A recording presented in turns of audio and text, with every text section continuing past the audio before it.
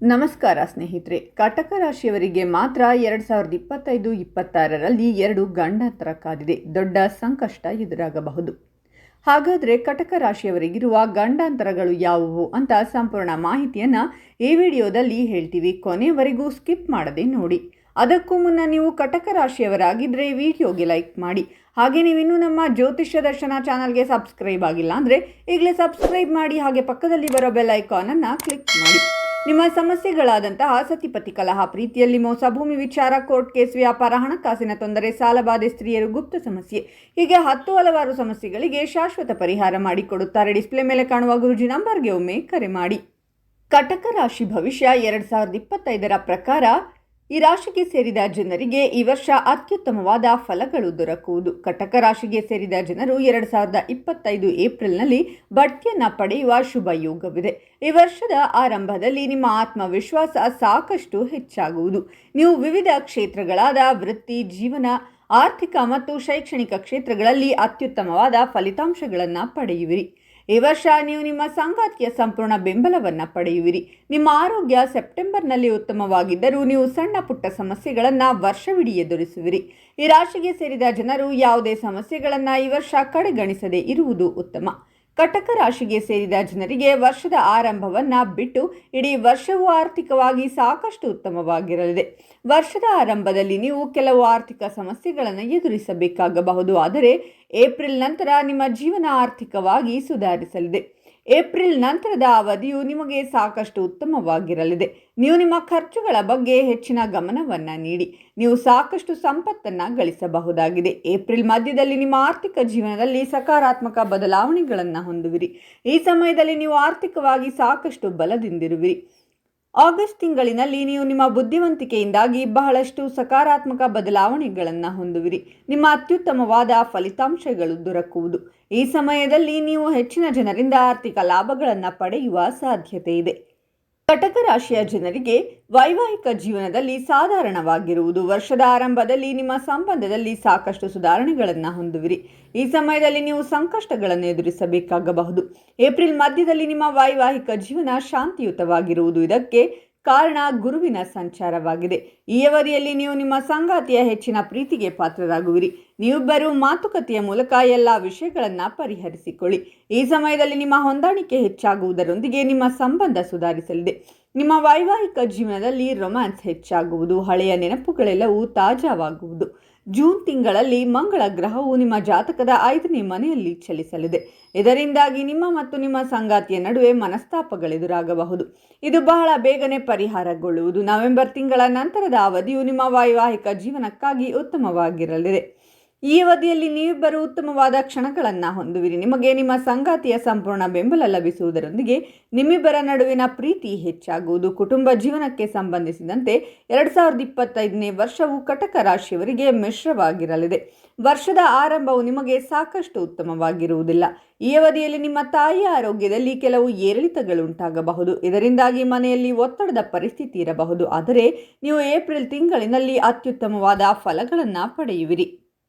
ಈ ಅವಧಿಯಲ್ಲಿ ನೀವು ನಿಮ್ಮ ಮನೆಯವರಿಂದ ನಿಮ್ಮ ಸಮಸ್ಯೆಗಳಿಗೆ ಪರಿಹಾರವನ್ನು ಪಡೆಯುವಿರಿ. ಜೊತೆಗೆ ನೀವು ನಿಮ್ಮ ಮನೆಯವರಿಂದ ಸಾಕಷ್ಟು ಬೆಂಬಲವನ್ನು ಪಡೆಯುವುದರೊಂದಿಗೆ ನಿಮ್ಮ ಮನೆಯಲ್ಲಿ ಸಂತೋಷದ ವಾತಾವರಣವಿರುವುದು. ನೀವು ನಿಮ್ಮ ಮನೆಯವರಿಂದ ಅಥವಾ ಪೋಷಕರಿಂದ ಕೆಲಸದ ವಿಷಯವಾಗಿ ಸ್ವಲ್ಪ ಸಮಯ ದೂರ ಇರಬೇಕಾಗಿ ಬರಬಹುದು. ಅಕ್ಟೋಬರ್ನಿಂದ ಡಿಸೆಂಬರ್ವರೆಗಿನ ಅವಧಿಯು ನಿಮ್ಮ ಕುಟುಂಬ ಜೀವನಕ್ಕೆ ಸಂಬಂಧಿಸಿದಂತೆ ಉತ್ತಮವಾಗಿರಲಿದೆ. ಹೊಸ ಅತಿಥಿಯ ಆಗಮನವಾಗುವ ಸಂಭವವಿದೆ. ಹಾಗಾಗಿ ನಿಮ್ಮ ಮನೆಯಲ್ಲಿ ಹಬ್ಬದ ವಾತಾವರಣವಿರುವುದು. ನಿಮ್ಮಿಬ್ಬರ ನಡುವಿನ ಪ್ರೀತಿ ಹೆಚ್ಚಾಗುವುದರೊಂದಿಗೆ ನಿಮ್ಮ ಸಂಬಂಧ ಸಾಕಷ್ಟು ಬಲಗೊಳ್ಳುವುದು. ಈ ಸಮಯದಲ್ಲಿ ನೀವು ನಿಮ್ಮ ಮನೆಯ ಎಲ್ಲ ಸದಸ್ಯರ ಸಂಪೂರ್ಣ ಬೆಂಬಲವನ್ನು ನಿಮ್ಮ ವೃತ್ತಿ ಮತ್ತು ವೈಯಕ್ತಿಕ ಜೀವನದಲ್ಲಿ ಪಡೆಯುವಿರಿ. 2025ರ ಹೊಸ ವರ್ಷವು ಕಟಕ ರಾಶಿಗೆ ಸೇರಿದ ಜನರಿಗೆ ವೃತ್ತಿಗೆ ಸಂಬಂಧಿಸಿದಂತೆ ಉತ್ತಮವಾಗಿರಲಿದೆ. ಏಪ್ರಿಲ್ನಲ್ಲಿ ಗ್ರಹಗಳ ಸಂಚಾರದಿಂದಾಗಿ ನಿಮ್ಮ ವೃತ್ತಿ ಜೀವನದಲ್ಲಿ ಸಾಕಷ್ಟು ಬದಲಾವಣೆಯಾಗುವುದು. ಹಾಗಾಗಿ ಏಪ್ರಿಲ್ನಿಂದ ಸೆಪ್ಟೆಂಬರ್ ಮಧ್ಯದವರೆಗೆ ನೀವು ವೃತ್ತಿ ಜೀವನಕ್ಕೆ ಸಂಬಂಧಿಸಿದಂತೆ ಶುಭ ಫಲಗಳನ್ನು ಪಡೆಯುವಿರಿ. ಈ ಸಮಯದಲ್ಲಿ ಹೊಸ ಕೆಲಸವನ್ನು ಹುಡುಕುತ್ತಿದ್ದರೆ ನಿಮಗೆ ಅತ್ಯುತ್ತಮವಾದ ಕೆಲಸ ದೊರಕುವುದರೊಂದಿಗೆ ನೀವು ಜೀವನದಲ್ಲಿ ಯಶಸ್ಸನ್ನು ಗಳಿಸುವಿರಿ. ತಮ್ಮ ಕೆಲಸದ ಸ್ಥಳದಲ್ಲಿ ಕಠಿಣ ಪರಿಶ್ರಮಕ್ಕೆ ಅನುಗುಣವಾಗಿ ಸಾಕಷ್ಟು ಅತ್ಯುತ್ತಮವಾದ ಫಲಗಳನ್ನು ಪಡೆಯುವ ಸಂಭವವಿದೆ. ವರ್ಷದ ಕೊನೆಯಲ್ಲಿ ಶುಭ ಫಲಿತಾಂಶಗಳನ್ನು ನಿಮ್ಮ ಕೆಲಸದಲ್ಲಿ ಪಡೆಯುವಿರಿ. ನಿಮ್ಮ ಕೆಲಸದ ಸ್ಥಳದಲ್ಲಿ ಬದಲಾವಣೆಗಳಾಗುವ ಸಂಭವವಿದೆ. ತಿಂಗಳು ಕಳೆಯುತ್ತಿದ್ದಂತೆ ನೀವು ನಿಮ್ಮ ಕೆಲಸದಲ್ಲಿ ಇನ್ನಷ್ಟು ಬಲಗೊಳ್ಳುವಿರಿ. ಈ ಅವಧಿಯಲ್ಲಿ ಕಟಕ ರಾಶಿಯ ಜನರು ಸೋಮಾರಿತನವನ್ನು ಬಿಡುವುದರಿಂದ ವೃತ್ತಿ ಜೀವನದಲ್ಲಿ ಯಶಸ್ಸುಂಟಾಗುತ್ತದೆ.